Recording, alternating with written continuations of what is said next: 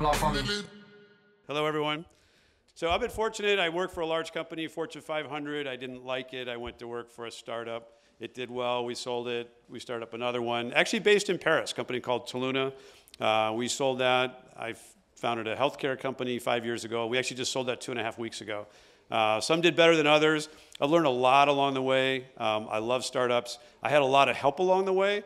I think it's a great global community in the startup environment. And so I volunteer some of my time to help out. I think Charlie said it well. You may agree. What I try to share are some of the things I've learned, things I wish I'd known along the way. You may agree, disagree. That's fine. You got to do it your own way. But I try to share some insights. I work with hundreds of startups, mentor around the world, and there's some pretty consistent things where I see, 90% of startups fail. We all know that, right? It's a dangerous journey. But I see a lot of common elements. I see some great product technology companies that fail that I think could have done well. So I'll share some of those insights as we go along. These are the companies. GMI was in Seattle. Basically, manufacturing automation, online market research data collection was GMI. Toluna, online market research data collection. Healthcare IT. Healthcare is a mess in the U.S., but it's an interesting opportunity. And then we just sold that 2.5 weeks ago, so now I'm either unemployed or retired. It's a fine line. And like I said, I work with a lot of different startups around the world. So basically, this was supposed to be a build, but it's not. But basically, most of us get here because we see a problem and we have an idea on how to fix it that no one's come up with before. And then we build a product to solve it. And what I see most common in startups that don't do really well is that they then, once they have the product, they build this great product, the world's going to beat a path to their door, and they're going to be successful, and they're going to sell it, and they'll be famous. And this part with sales and marketing often gets overlooked. I mean, it's incredibly hard, especially with a company that has no brand recognition, to sell it. Those initial sales are important, and scaling it is important as well.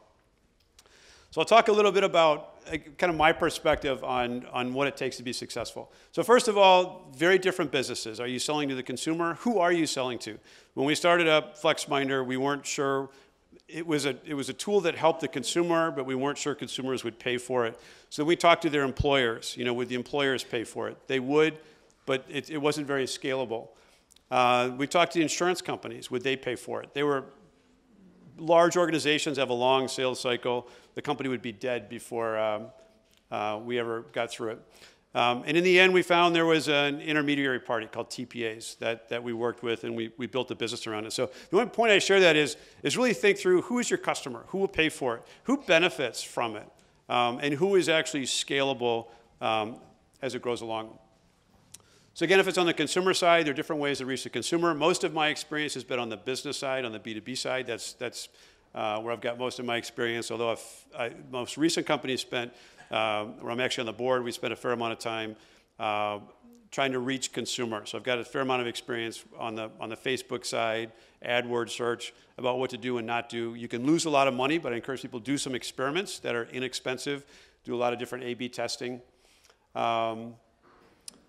And kind of back to, like I say, is it the employer, the insurance company? Is it talk to someone, they're working with law firms? Is it hospitals, SMBs, enterprise, media company?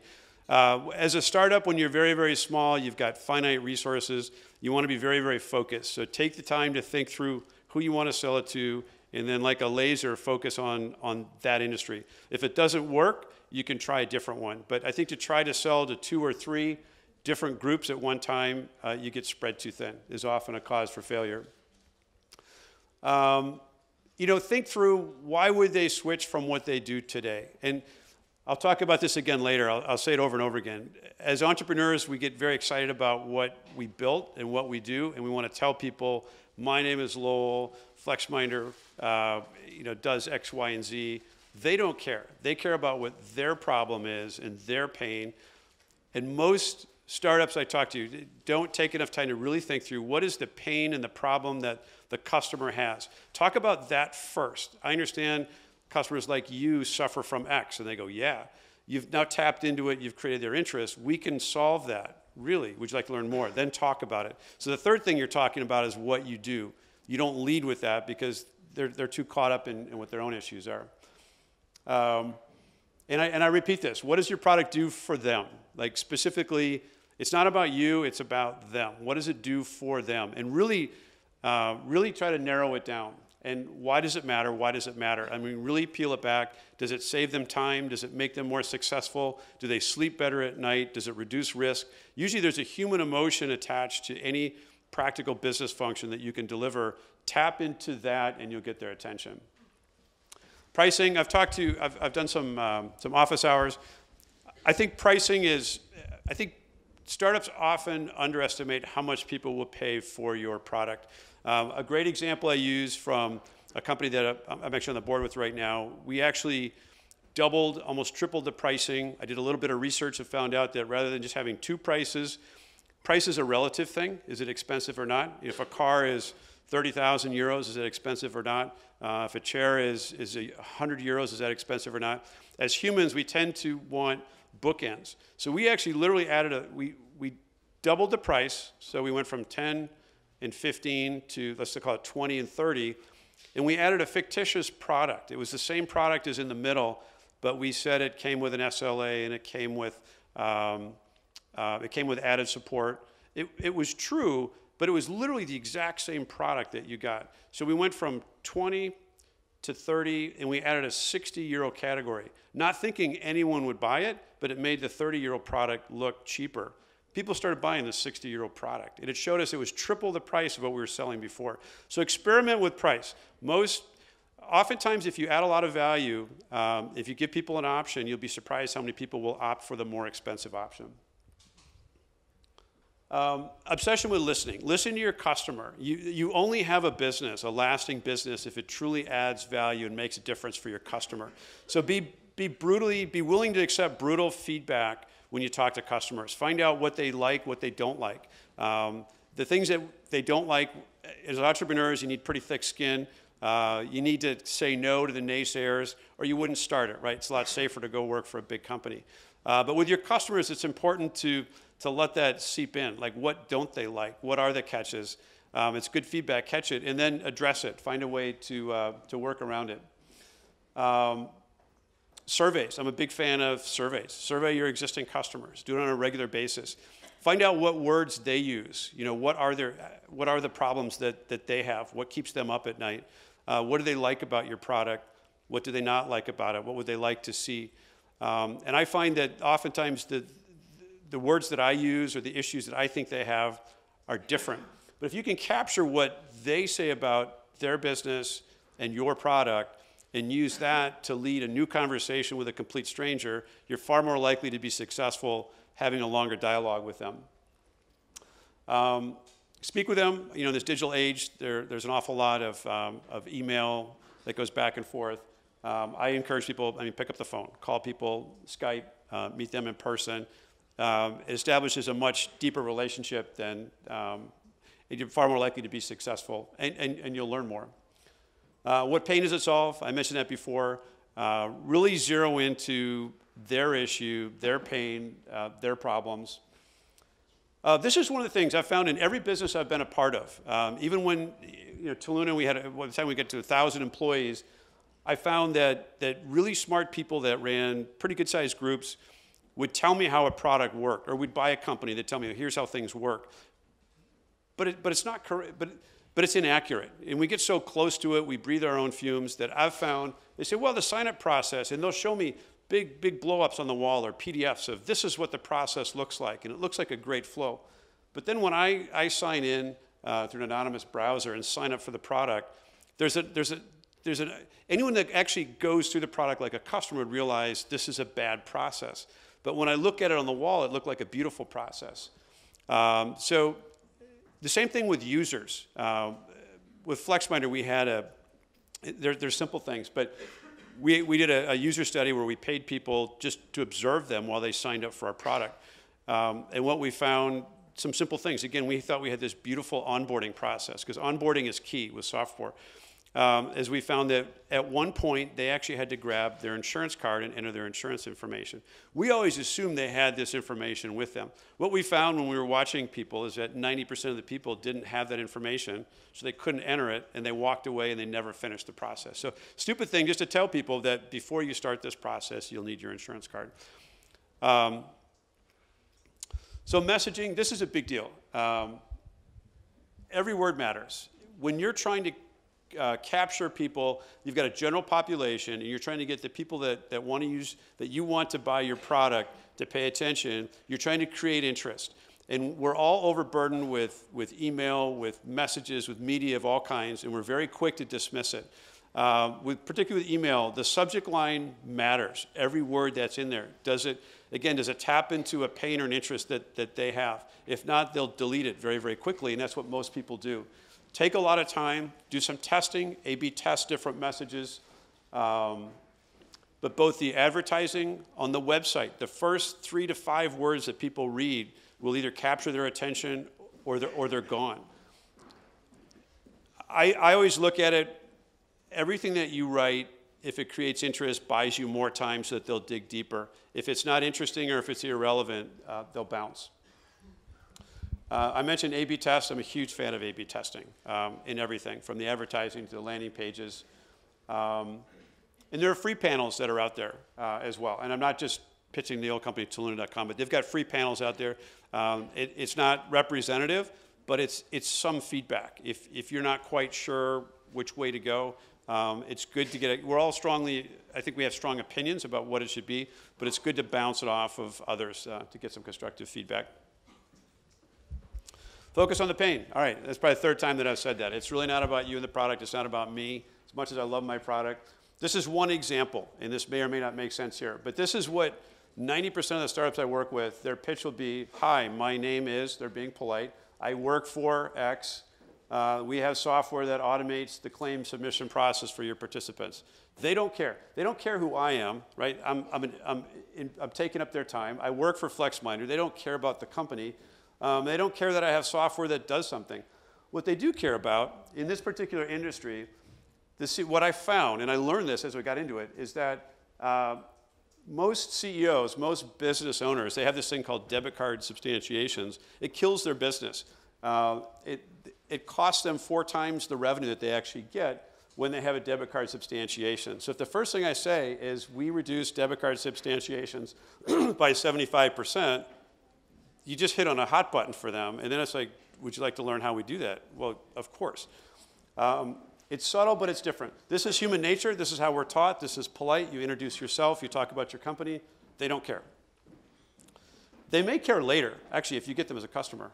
And part of it's cultural as well. I'm American. I lived in France for a while. I traveled around the world. So I recognize that some things may or may not fly in different, so obviously you can put the cultural filters on as well. All right, so I just talked about this weak language. And it's normal, but it's not good. It actually diminishes the value of your product. I mean, be strong. You know, be confident, not arrogant in what you can do.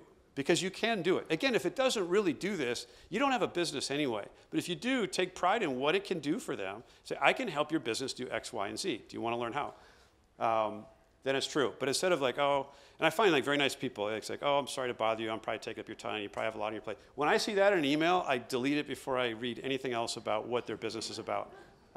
Expansion.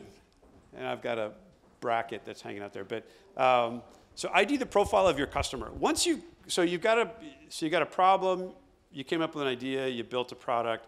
You have to find like someone to use it or buy it, right? So you get an initial customer out there and you're like, oh, this is great, and they actually like it. Once you get a few customers out there, really try to understand what's the profile of that customer? What's the title of the person who's going to make the decision? What industry are they in? Is it a small business? Is it enterprise? If it's small business, are they coffee shops? Are they florists? The more specific you can be, like who does it naturally resonate with, then figure out where can I find more people just like them with the same title, the same business, because they probably have a lot of the same issues. So the people who naturally use your product early on are the easiest people to sell to going forward. And then you can kind of branch out from there. Referral programs. can sometimes be more difficult than they look, but I'm a big fan of referral programs. There can be fraud issues and stuff related. It tracks people trying to game the system. But the good side is your customers that use your product and like it are the best evangelists. They can be your best sales force. So whether it's word of mouth or whether you can incent them, somehow motivate them, give them a free month, give them a Starbucks card, give them an attaboy, like whatever it takes, but encourage them.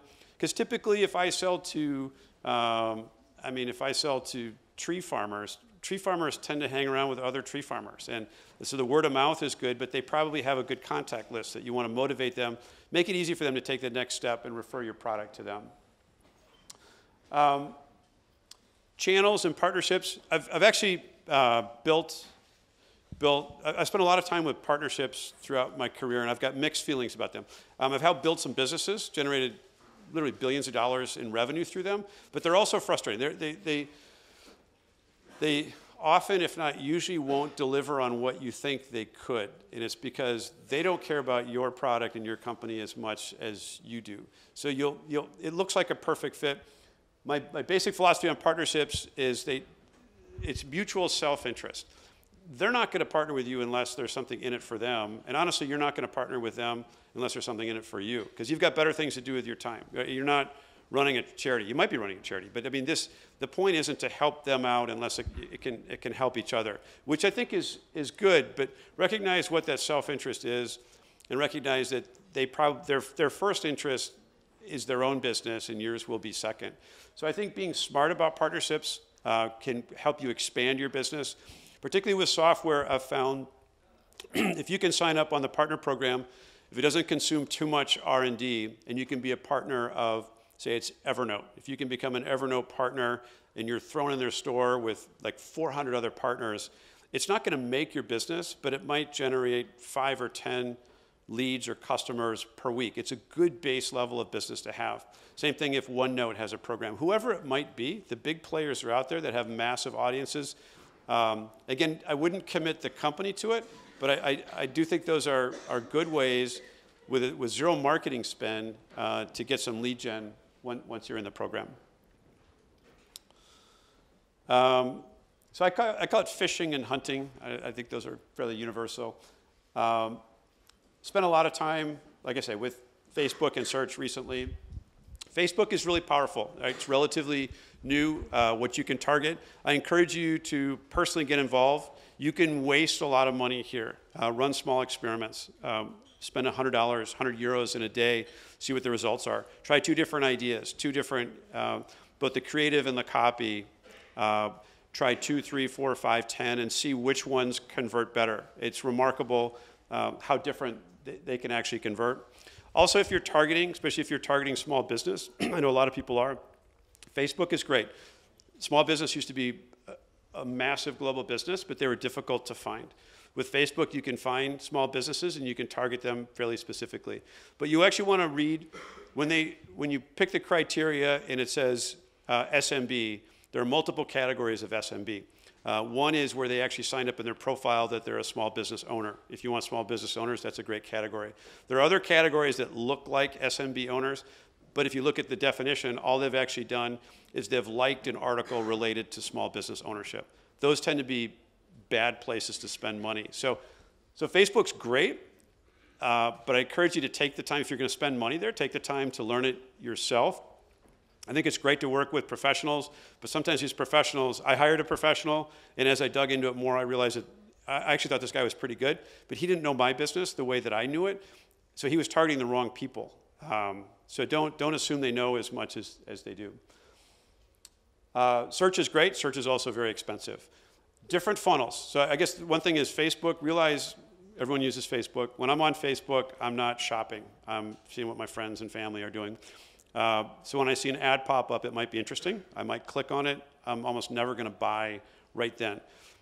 B2B in particular, you need to impression people 5, 6, 7, 8, 9, 10 times. That's a great place to start. If they click on it, you might want to retarget people. Email campaigns, I'm a huge fan of. Again, it gets your value proposition. Sometimes you have multiple positive things you can do for them. It gives you multiple opportunities to talk about the good things that you can do for them. Search tends to be farther down the funnel. Usually by the time, if I'm a Christmas tree farmer and I go on Facebook saying I want to buy Christmas trees, well, one time a year I may want to do that. But in search, those are people who have typed in, I want to buy a Christmas tree. Those are people, it's very expensive, but those are people that are usually looking to buy. So if you've got the right search words and they come to your company and they click on the ad word, those are, again, like I say, they're much more expensive, but they should be more viable leads. SEO, you probably know about SEO, and it's important. Conferences, I'll talk more about in a minute. Conferences are two things. It's kind of fishing. I call fishing, you throw something in the water and look for the fish to bite it, versus hunting, where I go out and look for things. Conferences are great. Conferences are probably my favorite sales and marketing tool.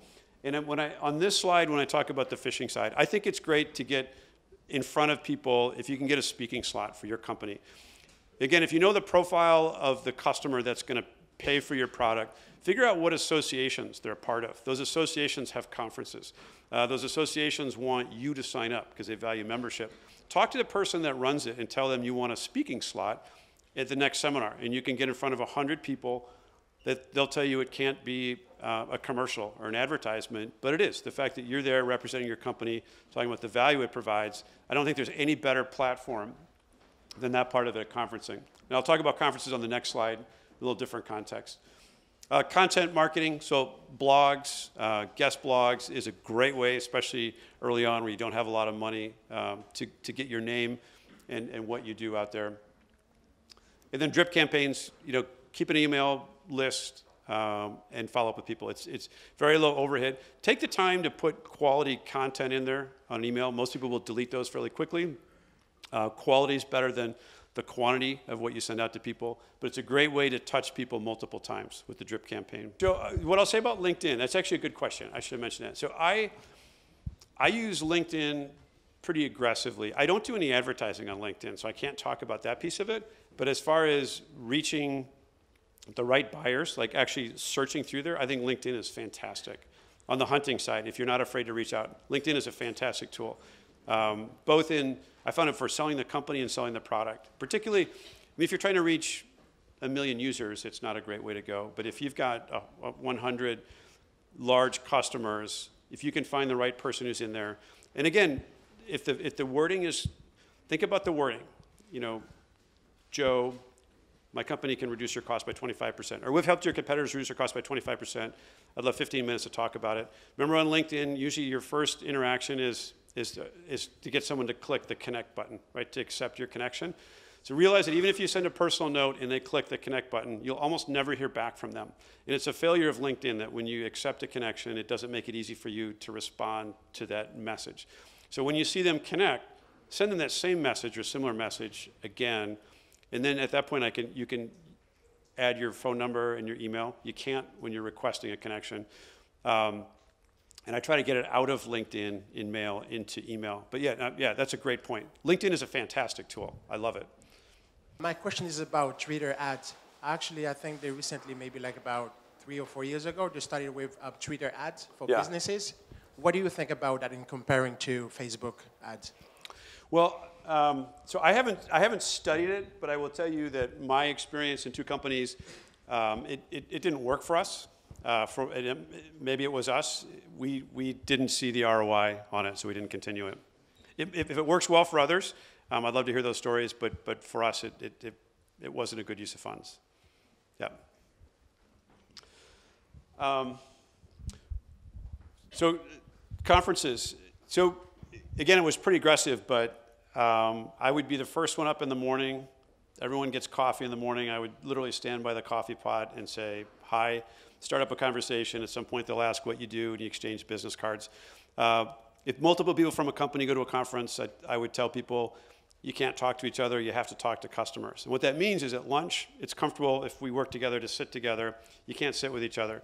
Sit at a table of people that you don't know, and you'll meet 6 or 8 strangers that'll probably become customers. Between breakfast, lunch, dinner, coffee in the morning, and cocktails at night, you can meet 50 people a day face to face. To me, there's no substitute for the correct conferences. And these are conferences where the people that you want to buy will be.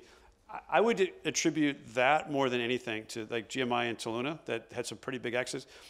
Most of those relationships were created at these conferences. In fact, yeah, Toluna. In fact, I got the job at Toluna because I sat at a table when I was at GMI, hoping it was a customer. It turned out it was a competitor, this small company in France. I ended up working there and helping the guy run the company. So sometimes things work out differently, and sometimes it'll be a bust. You'll be with other vendors, but sometimes you'll meet like the ultimate potential customer that's almost impossible to get to otherwise, that ignores everything else. So I'm a huge fan of conferences, the right ones. Again, speaking slots, and then just aggressive. And I say aggressive. It's not, I've seen people at conferences who are aggressive and they're obnoxious. But I just mean, if you genuinely like people and like to meet people, just have a conversation. You don't have to do the hard sell with them at the conference. But if you can establish contact, establish some kind of a relationship, at some point they'll say, what do you do? Oh, I'm glad you asked. And then you jump into it, give them your 60-second elevator pitch. If they're interested, you can jump into it more. Otherwise, say, hey, I'd love to follow up with you on it. Super, super effective. Speaking slots, I actually mentioned that on the previous. I'd say displays, so that's like a booth. I don't think booths are super effective at a conference. A lot of people are intimidated to come up to a booth. Depending what industry you're in, a lot of our customers are introverts. They're not going to walk up and say, hey, what are you doing? The guys who are their salespeople, and they're not going to buy. They're selling. So, but the reason I do like booths at a conference is typically if you pay for a booth, you'll get the email address of all the attendees, and those attendees are who your customers are. So that's where I think a lot of the value is. And you may want to ask, like, what level do I have to contribute, or sign up for in order to get that list? And that list is super effective. And then after the conference, try to follow up with all of those people, or start a drip campaign, an email drip campaign, where once a week, every 2 weeks, once a month, you send them something that you think will be of interest to them. Another thing I've tried, and again, culture, I don't know how well it would work in France, but I've found it works well in the US. If I try to reach someone by email 2, 3, 4 times and they ignore it, I've actually done this trick where I will send them a meeting invitation. It's amazing how often someone will accept the meeting invitation because they can't just delete it, they actually have to decline it. But it's amazing how often people will accept a meeting invitation. They keep it short, make it 15 minutes. So, just little tricks. I think I talked about these. So automated follow-up, so the drip campaign, I don't know, I assume people know when I say drip campaign, but it's just a regular automated, I think the message needs to be super thoughtful, take a lot of time to think about the message, but then put it on autopilot to send these things out. But also use the tool, go back and look at the data, look at who opened the email, it's interesting. Or if you send 2 or 3 emails, you may have an organization that opens it 2 or 3 times. Sometimes you'll send it to an organization and you'll find it was opened 160 times. You're like, what? Clearly they sent it around the organization. It shows there's a lot of interest there. We all have a finite amount of time. What you do with that time, I think, dictates how successful you'll be. You can be smarter about these things. Find out who genuinely has some level of interest rather than just starting at A and going to Z, and then focus on the people who have opened it up multiple times. Sometimes it's a competitor that's on there that opened it 160 times because they sent it around the company. Same with outbound. If you CRM, if you're making calls, set a follow-up call. It's pretty simple, but in your calendar, just set up a follow-up call like 2 weeks later. So it's just kind of on autopilot. Part of it is I found with being successful on the sales side is just don't let things fall off the table. So find automated ways to not allow things to fall off the table. And I've also found a lot of people, just kind of our courteous nature, you don't want to bother people too many times. Most of my career, I try to be professional, but I'm super aggressive at following up. And by the 4th time someone has ignored you, like you've left phone messages and you follow up with an email and they've ignored you, do you think, this person clearly doesn't want to talk to me? You'd be surprised by the 5th or 6th time when I actually, I'll do obnoxious things, like I'll call, leave a message, and then I'll call. If they don't answer, I won't leave another message, but I'll just keep calling until they actually answer the phone. How often they'll actually say, hey, I'm sorry I didn't get back to you, I've just been busy, but I've been meaning to talk to you. Most people, maybe more sane people, would assume that person doesn't want to talk to you. And sometimes I may think this guy is just going to tell me to go pound sand, if that means anything in French, but tell me to go away because they don't want to talk to me. But you'd be surprised how often they actually, again, if it really adds value and solves a solution, they actually do want to talk to you. They're just busy, and things keep falling off the table. So make it easy for them to talk to you. CRM, again, capture I think it's important to capture all of your communication with a customer in a CRM. Newsletter, kind of a pain to put together. Some people it's more natural than others. For me, it's not natural. But I think it's a good thing to put out there on a regular basis. The last slide I have, having started companies and then sold them, at the end there are always things, it's like, I wish I'd done this stuff in the beginning. Assuming you'll be successful, and I'll be honest, I've been very impressed with the companies I've talked to here, both the caliber of the people and the quality of the ideas. Like I said, I talked to a lot of different startups. Everyone's passionate about their ideas. Some ideas are better than others, but super interesting ideas here. You know, the accounting side, make sure your accounting's in order. That's pretty straightforward. But if you're going to sell a company, you'll need a due diligence file.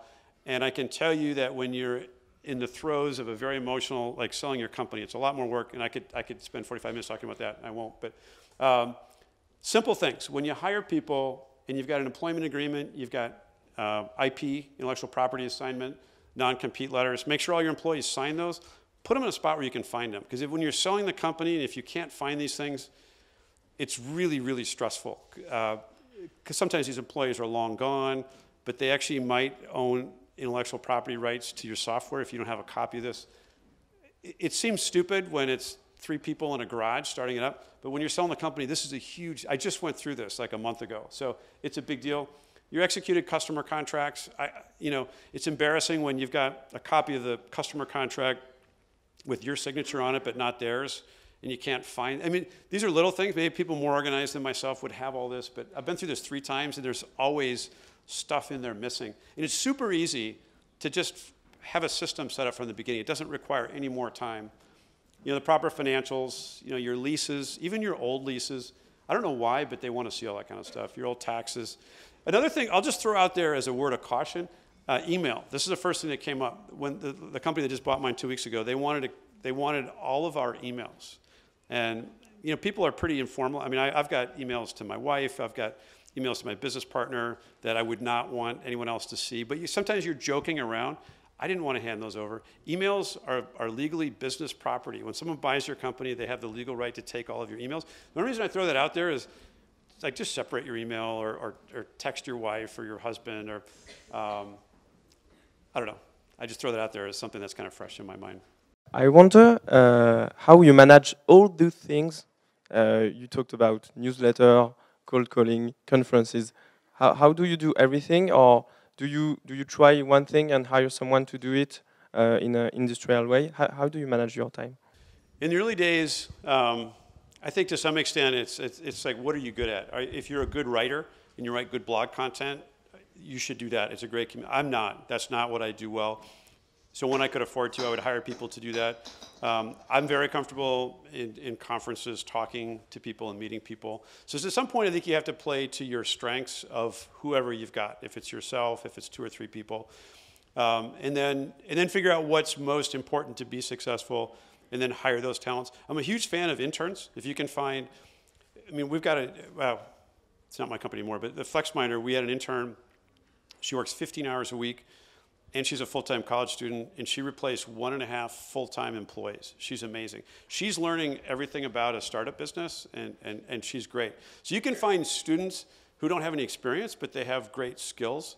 I'm also a big fan of interns because as a company grows, you can, if the interns aren't great, you know, they're easy to let go. Say, hey, thanks, we don't have any more interns. But if they're good, you can offer them a job as your company grows. And they graduate. Have you ever thought using influencers to spread the word instead of using like newsletter or Facebook ads or very expensive Criteo or Google search AdWords? Using influencers? Oh, freelancers. No, influencers, people that very influent in your market? Like key opinion leader. Opinion leaders? Yeah. Yeah. So I guess when I say blogs, yeah. I think if you can tap into, you mean to get them to write about your company? Absolutely. Because that's a trusted source, and it's unbiased, and it's a little bit of the word of mouth. Again, it's one of the things, it's probably not a natural strength for me, so not probably one of the things I've started with. But when we bring in like content marketing, people like that, I think that's to identify the people who can influence people in your customer base and get them to talk about you, or to write a guest blog on your site, I think is a great idea. Yeah. Can you tell us a little bit about the tools you use on a daily basis to, monitor or track your sales process? Yeah, CRMs, I don't really like any of them. And I've seen a lot of traffic go around Techstars forum in the US. To some extent, just pick one and kind of live with it. I know that's not a great answer. Some are expensive, like Sugar CRM. I've used Zoho. Salesforce, I probably like the least. I think it's expensive and heavy and clumsy. Zoho's fine.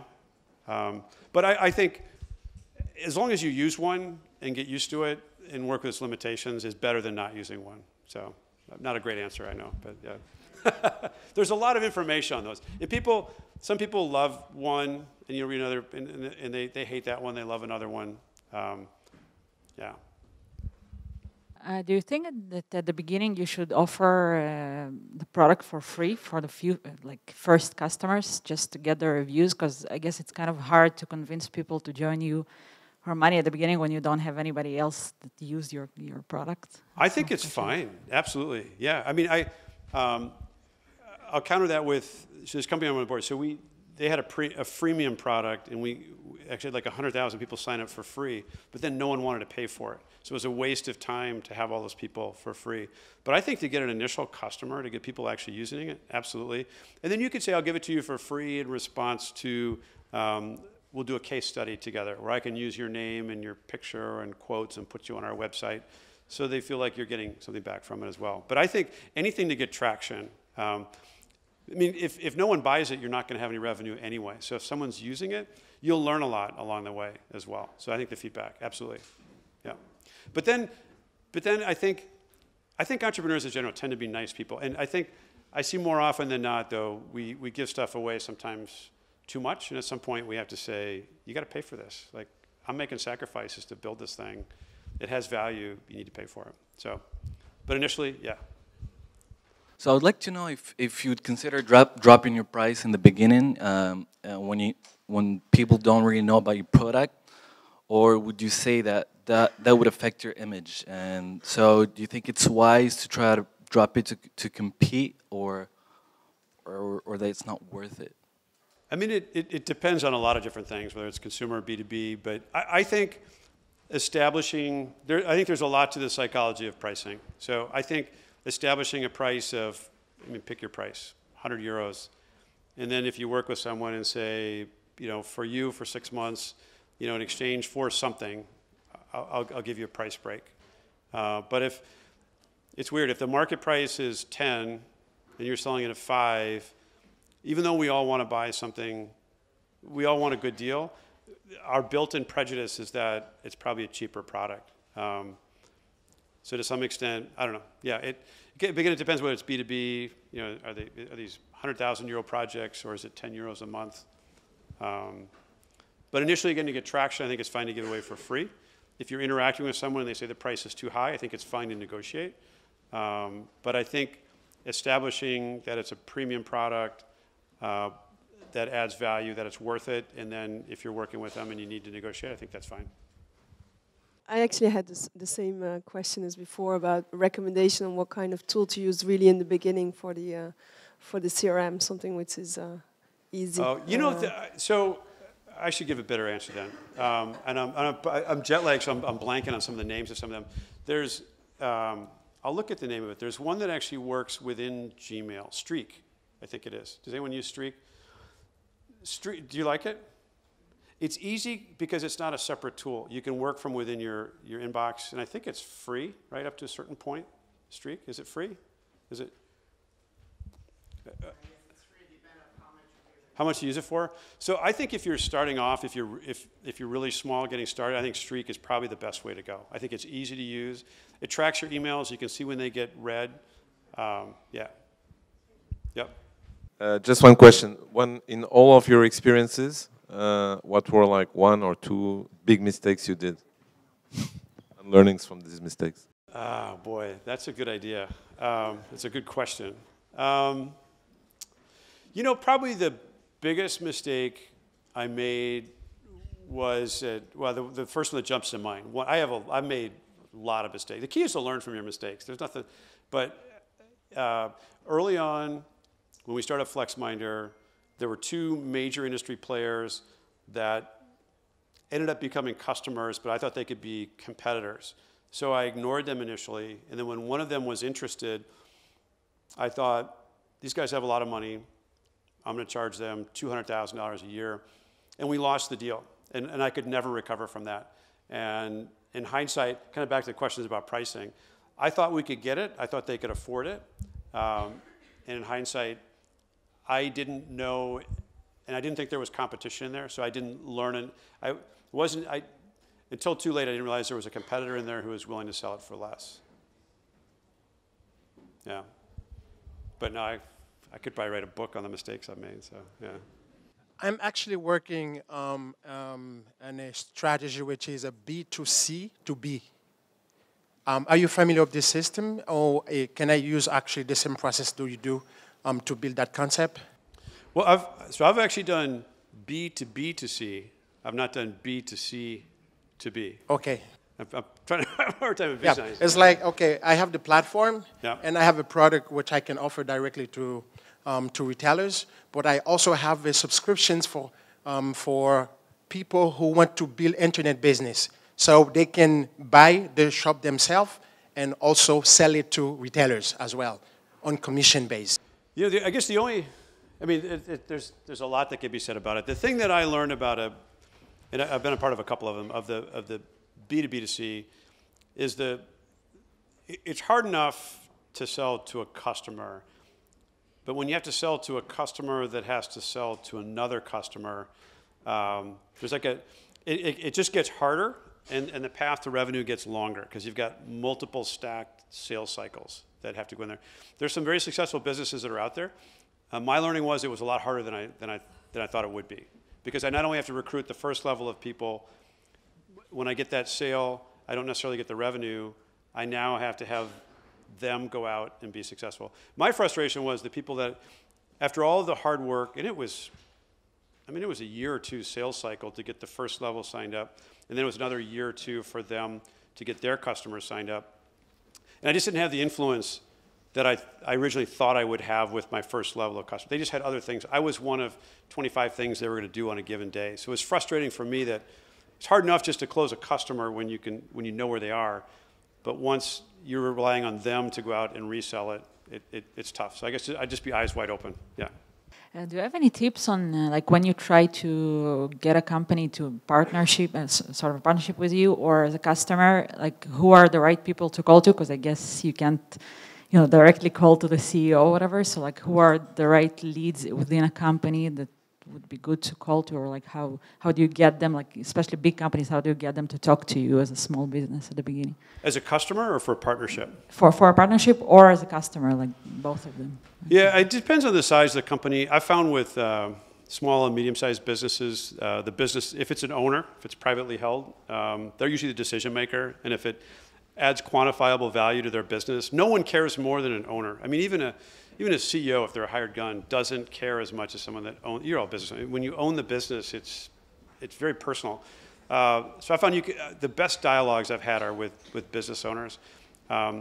Otherwise, like with partnerships, I mean, it kind of just depends. You kind of figure out like what's the title. Is it corp dev? The bigger companies that have like a corp dev, SVP of corporate development. Some have partnership programs that are established, and you can sign up for the program online, or you can find out who the people are that run those programs. Yeah, I don't have an easy answer for you. It varies a lot. But I think with small businesses in particular, don't be shy about calling the business owner, especially if you have the CEO title. It's amazing how much credibility you have, even if you're a one-person shop, right? I mean, it's amazing how much credibility you have as the CEO and founder, like through LinkedIn. I think the assumption is there will be, if you're biz dev and sales, and I grew up on the sales side, so I know what that was like.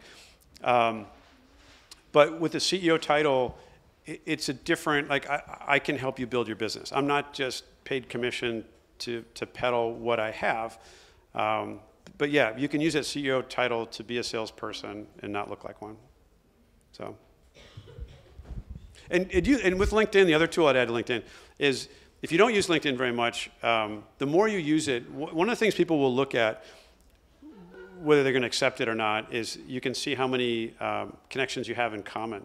So if you use LinkedIn a lot, it's one of the things I look at. I mean, if I've got 34 people in common, they're probably a legit person. If there's 0, like things go up. So use LinkedIn. I mean, get connected to the broad industry base that you're in. And particularly if you're connected to a lot of people in the industry that your customers are in, you'll look more credible as well. Yeah. To transform your customers into business ambassadors, which is your favorite process to do that? I don't know if I have a good process for that. I do think that your good customers are naturally, they like to share it with people. You mean like a referral program, or I think in some ways let people know. If you're using an app and a thing pops up where it says, do you like our app? And if you say no, it disappears. If you say yes, then they say go to the store and rate it. To some extent, if you know they like you, encourage them to share it with others. I mean, you could do that in a newsletter. Just state the obvious. Encourage people. If you're happy with what you see, please share it with people that you know. Considering the fact that there is a lot of channels, especially in B2B, there is physical, there is online, there is phone, and how do you deal with tracking, and how do you deal with measuring ROI? Again, CRM, I think it's good to capture all the interactions, phone, email, particularly because then if you hire a salesperson, they've got the history and the interaction that's in there. That'd be my simple answer, I think, through CRM. And really require people to use it. So you want a CRM that's easy enough to use, that's not a burden, but then track it. Have a status. I talk about like a structured pipeline. You've got strangers, you've got people that are like suspects, and you've got prospects. Then I call it like discussion, if I've had some kind of contact. And then proposal, if they've gotten to the point where they want a proposal. And you can call the stages anything that you want, but then you can review them by what stage they're in. I live by that. Yeah. You say conferences are a good tool to approach future customer, but they consider if you talk with them, they already accepted or seen you, and how you do after the conference to get a face-to-face meeting, because it's a difficulty. In general, they are positive. Do you bid after that? Because in conference they are always positive, but after that it's very difficult to get a face-to-face interview. Do you have to bid or to raise your stakes or something like that? I mean, I think you need to be pretty aggressive. I think it's important to try to catch people. Conferences are usually Wednesday, Thursday, Friday. You want to be in their inbox like Monday morning. I mean, the first thing that they see, because they come back and they're busy, they're overwhelmed. And then some people are interested and some people aren't. Some people you may meet at a conference, and 2, 3, 4, 5 years later, they'll become a customer. So I think it's a process. Some you'll close earlier, some a year later, 2 years, 3 years. But if they're in your email database, you'll have regular contact with them. But I think the salespeople, or whoever the salesperson is, should reach out to them by email and by phone, and then try to get them into the proposal piece. And after the conference, they suppose they seen you. They say yes, they seen you. But after that, there is a lapse of time. They ignore you. So you have to raise your proposal in order to get their attention again, or something like that. So yeah, some people. I think in my last company there was a guy who gave me a verbal, yes, we're going to sign up. And he never did. In every conference I'd see him, he would say, yes, I'm going to sign up. At some point you just write those people off and realize they're never going to sign up. Some people, it's just their nature. They don't have the spine like to say, no, I don't want to do it. Yeah. But your time is valuable. And like with bad customers, sometimes you have to fire customers. If they're a waste of time, some customers aren't worth it. As hard as that is, you have to walk away from. Yeah. When you are pre-market fit, pre-product market fit, would you rather go for small potential clients to have a faster feedback, or would you go for bigger companies that are more mainstream and maybe closer to your MVP? I always look at it, I think it's wise to keep the larger companies, I call it warm, but I wouldn't invest a lot of energy in those because you know the sales cycle will be 6 months, 9 months, a year, 2 years. But you don't want to start that sales cycle 2 years from now. So I think it's good to have them in it, but I wouldn't spend a lot of time on it because most companies will die before they get through that sales cycle. I think small companies are great on the early phase. They're usually easier to work with. You get great feedback. They take pride of ownership with you as it all develops. Yeah. Well, in fact, from the beginning, you mentioned that you had a company also here in Paris that is already sold or still on up and running? It's still here. I was the COO. It was a French CEO. Yeah. The reason why I'm asking you is because actually for these presentations, as far as I can see it, is like strictly working a lot better for the American system, American mentality. On comparison to the Europe, I see that doing cold calling, for instance, people still getting very cold behind the phone. So the reason why I say this is because I also have experience working with Egan from the States, Washington Mutual, and JCPenney and Chase Morgan. I have worked for them doing cold calling, and that's exactly working perfect for them. But in comparing to the European market, where I used to work for Airbnb, Booking.com, all those companies. So basically, when you're using the cold calling system, you can get at maybe 1 out of 100 people calling. So do you have actually, are you familiar with this cold calling system in Europe? Some suggestion you can give to us for those actually was working on sales? You know, I could put you in touch with the guy that ran our French sales force, so Christophe Deguigné, and he could give you much better feedback. I didn't actually make, my French is very poor, so I do know a little bit, but he could tell you how they operated. And I know in France it was much more face-to-face. There was less phone, but it's easier to do because most of the population is in Paris. So yeah, so less cold calling, more conferences. I think conferences were a bigger part of it. Hello, thank you for your presentation. I would like to know, basing of what you say, when you want to launch a new product or new service, how can you get in order to establish your name as a references in a new market using those media that you say just before? So how do you establish your name if you're unknown? Is that the question? Yeah. So again, I get like all the different, some are free, some are paid. You talked about like blogs or opinion leaders, email campaigns if you've got contacts for people. Even if your name has never been seen before, repetition, the human brain is, they call it like the perfect learning machine. That's why advertising works, why there are trillions spent on advertising. We think we're immune to it, we make logical decisions. If you're exposed to a message again and again and again, at some point you become more comfortable with it. B2B is the same way. So to the extent that your logo, your brand, even if they see it and dismiss it 3, 4, 5 times, if they see you, at some point they'll say, I've seen that. Like what it will, at some level, they'll become more and more comfortable with it the more they see it. So again, kind of back to the channels that we talked about before. What if the startup runs in a quite mass market, which doesn't mean there is no target, but everyone is likely to use the service. So even if you focus on your target on the first weeks, what do you do of the rest of the customers? Do you ignore them or just let them on board as they come, or how do you? Well, it's a good question. So this other company that I'm on the board, when I first got there, it was it was like Excel in a cloud, but it was like 10x what Excel was. And the problem was promoting it was, imagine Excel back in the early days. If all you'd seen was Word and someone said, oh, you can organize your stuff in columns and rows, you'd say, who cares? Right? Excel could do anything for anyone, but that means nothing to anyone, right? So it's a little bit tricky. We ran through that, and the initial pitch was, wow, you can do anything with this. It doesn't work. So to some extent, we just looked at the natural adoption of who was, with our general pitch, who was actually using it, whether it's horizontal functionality or whether it's like by vertical. And we ended up with about 7, I think it was 5 verticals and 2 like horizontal. I said smarter database.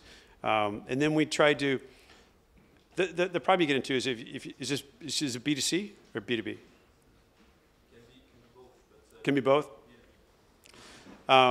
So the problem is, and it gets to be a lot of overhead, but to truly penetrate a specific business, you have to look like someone that knows their industry. And if you're in a different industry and you're in a different industry, if I'm talking about something for contractors, I'm talking to you something about tree farm. I mean, at some point, you have to create what you want for that industry you're trying to track. And it has to speak to their issues and the solutions, both if you put ads out there and then the landing pages that they land on. So you'll end up with like multiple, and then you're trying to do A/B tests. So you'll end up with multiple ads, multiple landing pages, and sometimes for each ad, you may have multiple landing pages. It's a lot of work. But it's worth going through it to get it right. Yeah. The question was about what to do with other customers, because the target is here, but what to do with the others? Do you just ignore them and let them come, or or you leave the does anything for everyone pitch out there to those people? And I'm kind of exaggerating, but if the generic pitch works for some people, you can leave that out there, and then a more targeted pitch for the people that you're specifically trying to target. You can also, though, but as the company evolves, you can have, like, the first talks about like what the business does, but then below it, I've seen where you can you can't have too many, but you may have like 16 different industries targeted. So if this is you, click on that and it opens up more information. There's a lot of work creating the marketing materials, or you can even just talk about those industries that we provide solutions for that industry. So something that they can relate to. But otherwise, yeah, I think part of one of the primary reasons I think startups fail is they try to do too much. At some point, you have to say, I can only do this much, and I'm going to do this really well. And it means you have to stop doing some stuff that a part of you feels like I should be doing. It's kind of unnatural to not do it. All right. You had a lot of questions. Yeah, you guys are great. Yeah. Thanks for sticking around. Thank you very much for being with us, Lowell. And thank you for you.